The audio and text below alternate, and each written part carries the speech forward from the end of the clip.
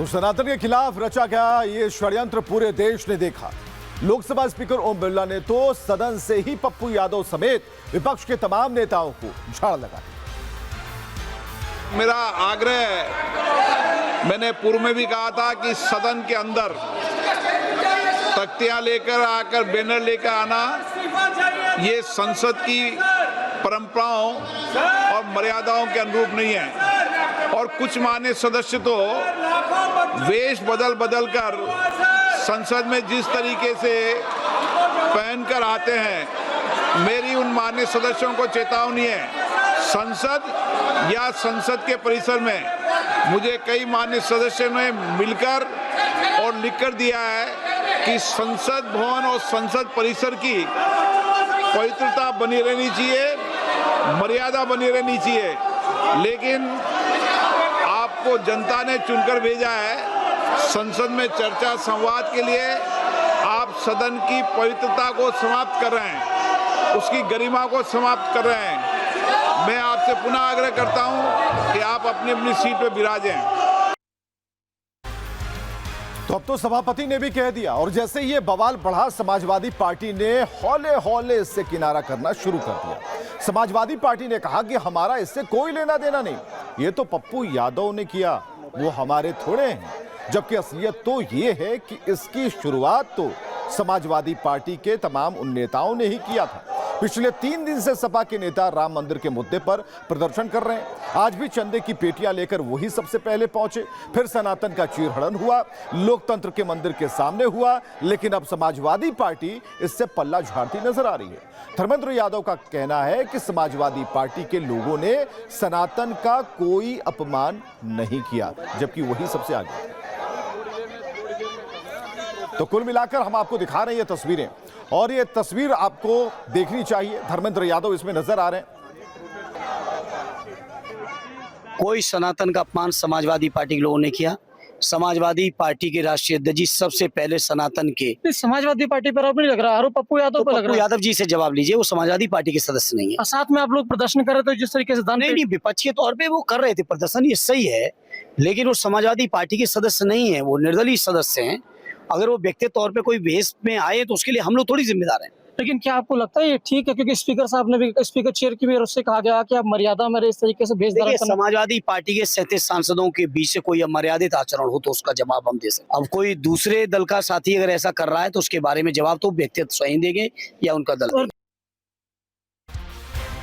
तो धर्मेंद्र यादव जो कह रहे हैं उसके बारे में कह सकते हैं बड़ा झूठ कह रहे हैं।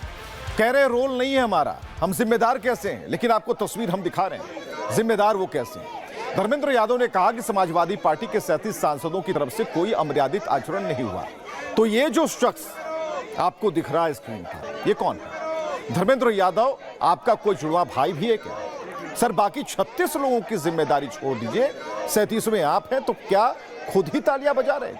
ये क्या चल रहा है? फिलहाल ये तस्वीर देखिए, इसमें साफ तौर पर धर्मेंद्र यादव नजर आती है। धर्मेंद्र यादव है, देखिए, उन्होंने एक पोस्टर ले रखा है और पहली माला तो गले में पप्पू यादव के इन्होंने ही पहनाई है। लेकिन कैसे बच निकलना कहते हैं इस पूरी घटना से, इस पूरे प्रपंच से, वो कोई समाजवादी पार्टी से सीखे। चलिए, ये धर्मेंद्र यादव की बात होगी, लेकिन इन्हें तो आप पहचानते होंगे, अवधेश प्रसाद हैं। अखिलेश तो इन्हें अयोध्या नरेश कहते हैं, अयोध्या नरेश। संसद में अवधेश प्रसाद को किसी मेडल की तरह छाती से चिपकाए घूमते, अपने साथ बिठाते हैं, लेकिन इन्हें भी नहीं पहचान पा रहे। संसद के उसी परिसर में जहां पप्पू यादव सनातन पर भद्दी नौटंकी कर रहे थे, वहीं खड़े हैं, आप देख पा रहे हैं, अवधेष प्रसाद को देख पा रहे हैं, वहीं खड़े हैं ठीक पीछे बाईं तरफ, पप्पू यादव जिस दिशा में बैठे हैं उनके ठीक बाईं तरफ। और हमने घेर कर इसलिए दिखाया ताकि इस घेरे से समाजवादी पार्टी खुद को भगा न ले जाए। और सिर्फ धर्मेंद्र यादव नहीं, बल्कि डिंपल यादव ने भी इस मुद्दे पर पप्पू यादव से किनारा करने की कोशिश की है। डिंपल यादव को भी सुनना चाहिए। पप्पू यादव हमारी पार्टी के सांसद नहीं है, और जो हमारी पार्टी लगातार देश से जुड़े हुए मुद्दों को उठाएगी और लोगों की आस्था से और श्रद्धा से जुड़े हुए मुद्दों को लगातार उठाएगी। तो डिंपल यादव जो कुछ भी कह ले, लेकिन तस्वीरें बता रही हैं कि इस नौटंकी की शुरुआत माननीय डिंपल यादव के करकमलों से ही हुई थी। ये भी जरा देखिए, कि कैसे इन तस्वीरों पर जरा देखिए।